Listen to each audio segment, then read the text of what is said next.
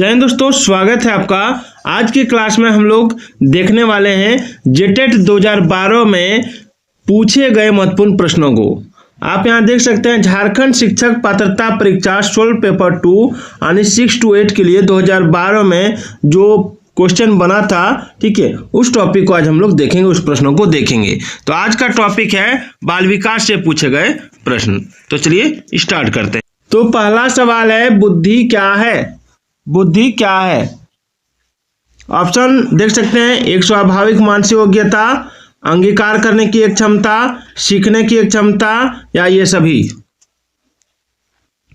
तो देखिए बुद्धि क्या है, तो ऑप्शन ए भी हो जाएगा, ऑप्शन बी भी हो जाएगा और ऑप्शन सी भी हो जाएगा। यानी बुद्धि स्वाभाविक मानसिक योग्यता है, अंगीकार करने की एक क्षमता, सीखने की एक क्षमता है, यानी option D is the right answer. ये सभी हो जाएगा, ठीक है।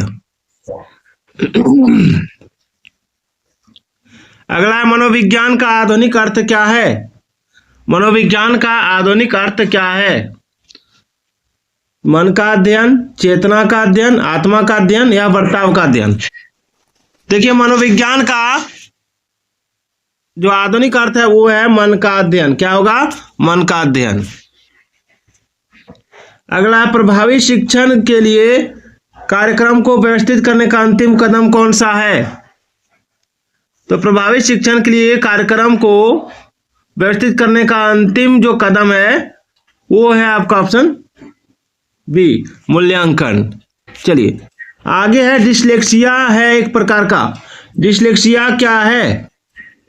तो देखिए डिसलेक्सिया एक मानसिक अवरोधक है। क्या है? मानसिक अवरोधक, ठीक है। प्रेरणा निम्नलिखित में से किसकी एक कला है? प्रेरणा निम्नलिखित में से किसकी एक कला है? 2012 में पूछे गए प्रश्न है ये। तो देखिए प्रेरणा जो है ये आपका रुचि पैदा करने की एक कला है, ठीक है। संज्ञानात्मक क्षेत्र का निम्नतम स्तर क्या है? ऑप्शन है प्रयोग, परिज्ञान, आइए यहां देखते हैं, फिर मूल्यांकन, ज्ञान। क्या हो जाएगा? तो देखिए इसका राइट आंसर जो हो जाएगा वो हो जाएगा ऑप्शन डी, ज्ञान, ठीक है। चलिए अगला सवाल देखिए। अगला, निम्नलिखित में से कौन मूल्यांकन से संबंधित नहीं है? कौन मूल्यांकन से संबंधित नहीं है? तो देखिए मूल्यांकन से संबंधित नहीं है आपका शिक्षक की डायरी, बाद बाकी उद्देश्य, ज्ञानार्जन और अनुभव और मूल्यांकन कार्ड जो है ये आपका मूल्यांकन से संबंधित है। आगे है, प्रभावी शिक्षक वह है जो छात्रों को प्रोत्साहित करता है कैसे पढ़ना है, या सीमित अवधि में अधिक जानकारी प्रदान कर सकता है, या फिर नियत कार्य को ध्यानपूर्वक संशोधित कर सकता है, या कक्षा पर नियंत्रण रखता है। तो ये तीनों में से कोई नहीं होगा, option A is the right answer. Option A हो जाएगा, छात्र को प्रोत्साहित करना ही कि कैसे पढ़ना है, ये प्रभावी शिक्षक का सबसे पहला काम और प्रभावी काम है। अगला, मूल्यांकन का मुख्य उद्देश्य क्या होता है? मूल्यांकन का मुख्य उद्देश्य क्या होता है? तो देखिए मूल्यांकन का मुख्य उद्देश्य होता है संपूर्ण विकास का मूल्यांकन करना।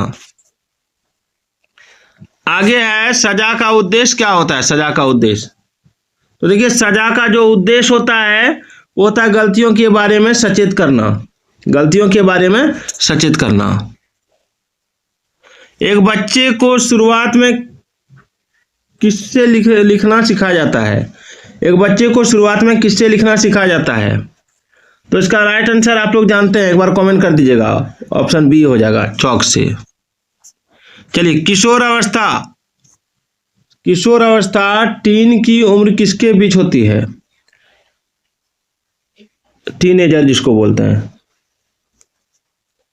देखिए किशोर अवस्था की जो उम्र है वो है आपका 13 से 18 वर्ष। चलिए, तस्वीरें उपयोगी होती हैं किसमें?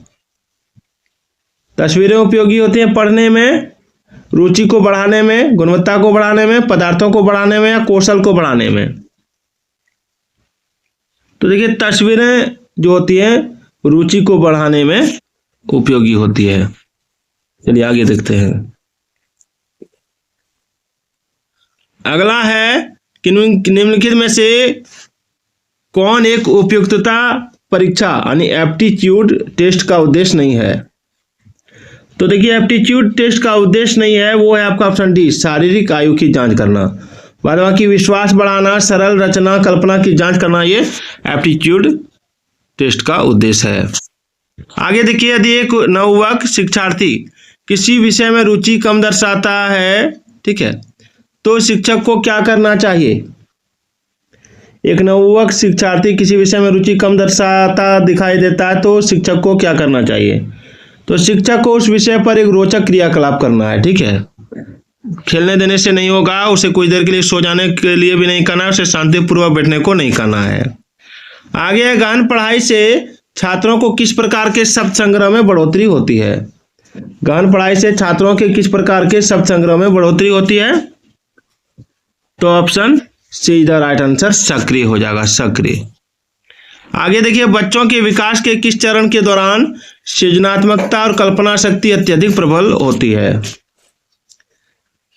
तो देखिए सृजनात्मकता और कल्पना शक्ति जो अत्यधिक प्रबल होती है वो होती है आपका प्रारंभिक किशोर अवस्था में, यानी 14 से 18 वर्ष में।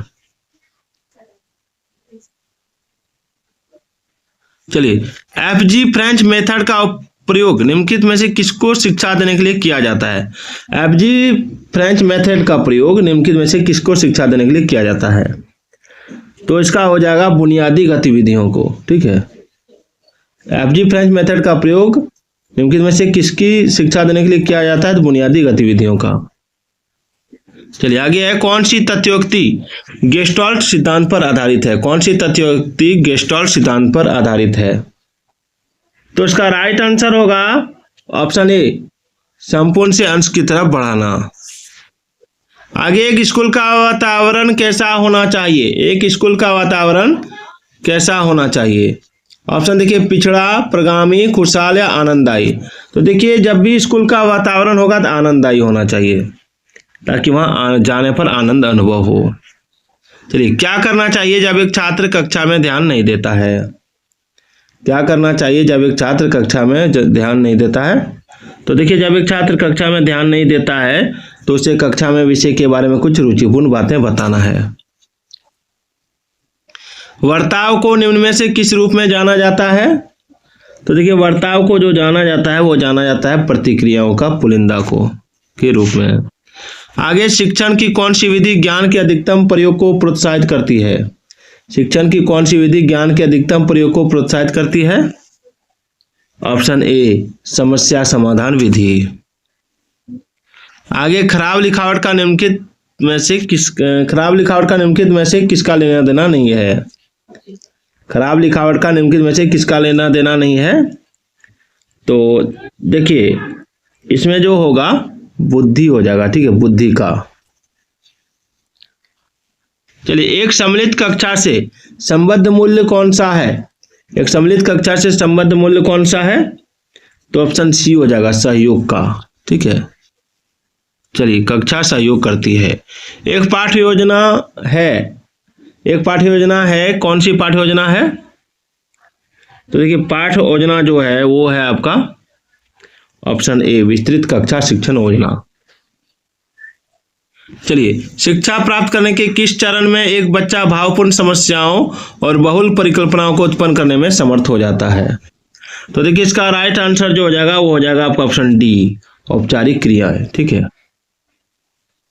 चलिए, परीक्षा पास करने की पहल को किससे प्रोत्साहित किया जाना चाहिए। परीक्षा पास करने की पहल को किससे प्रोत्साहित किया जाना चाहिए। आप यहाँ पे ऑप्शन देख सकते हैं। ऑप्शन है ज्ञानार्जन, प्रेरणा, बढ़ावा देना या कदर करना। तो देखिए इसका राइट आंसर होगा ऑप्शन बी, ठीक है, प्रेरणा देना। अभिजात समूह कब तैयार होते हैं। तो अभिजात समूह तैयार होते हैं प्रारंभिक बचपन में। आगे, समूह परियोजना कार्य मदद करता है किस चीज में। समूह परियोजना कार्य मदद किस चीज में करता है। तो सहयोग, विवेचनात्मक सोच और समस्या समाधान को विकसित करने में। वीडियो कैसी लगी कमेंट जरूर कीजिएगा। अगर आपको एसएसटी यानी सोशल साइंस में भूगोल, इतिहास, नागरिक पढ़ना है तो उसके लिए भी कमेंट कीजिएगा। अगर कोई विज्ञान पढ़ना चाहते हैं तो उसके लिए भी कमेंट कीजिएगा।